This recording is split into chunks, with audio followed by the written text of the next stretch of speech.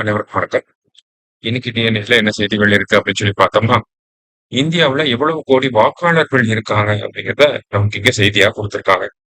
2011ஆம் ஆண்டு மக்கள் தொகை கணக்கெடுப்பின்படி பார்க்கறப்ப, இந்தியாவுல 128,854,977 பேர் இருந்திருக்கிறாங்க. இது 2001ஆம் ஆண்டு எடுக்கப்பட்ட மக்கள் தொகையை விட 17.7% அதிகமா இருக்கு. அதாவது 10 வருஷத்துக்கு ஒரு தடவை நம்ம மக்கள் தொகை கணக்கெடுப்பு எடுக்கிறோம் அப்படிங்கிற விகிதத்துல பாக்குறப்ப ஆண்டுக்கு 1.77 அப்படிங்கிற சதவீத வளர்ச்சி இந்தியாவுல காணப்பட்டுச்சு அப்படிங்கறத சொல்லியிருந்தாங்க. அதன் அடிப்படையில பார்த்தோம்னா இந்தியாவுடைய மொத்த மக்கள் தொகை 2025ல 157 கோடியாக இருக்கணும்.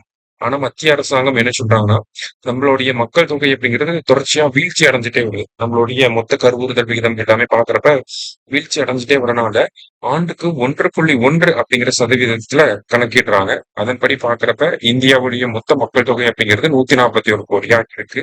அதுல எத்தனை பேர் வாக்காளர்களாக இருக்காங்க அப்படின்னு சொல்லி பாத்தீங்கன்னா 98,99,87,326 பேர் வந்து இருக்கிறாங்க. மொத்த மக்கள் தொகையில 70% பேர் வந்து வாக்காளர்களாக இருக்காங்க அப்படிங்கிற செய்தியை தான் அவங்க சொல்லியிருக்காங்க.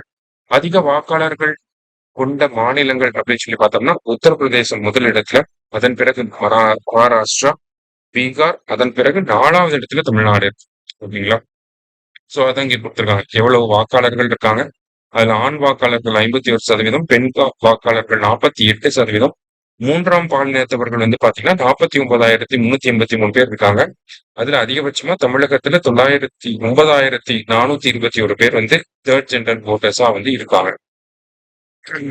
சோ இந்த இடத்துல வாக்காளர்கள் எப்படி அதிகரிச்சிருக்காங்க அப்படிங்கிற அந்த ஒரு விஷயத்தை கொடுத்துருக்காங்க. ஒவ்வொரு லோக்சபா எலெக்ஷனுக்கும் எவ்வளவு கோடி வாக்காளர்கள் இருந்திருக்கிறாங்க அப்படிங்கிற டேட்டாவை இந்த இடத்துல கொடுத்துருக்காங்க.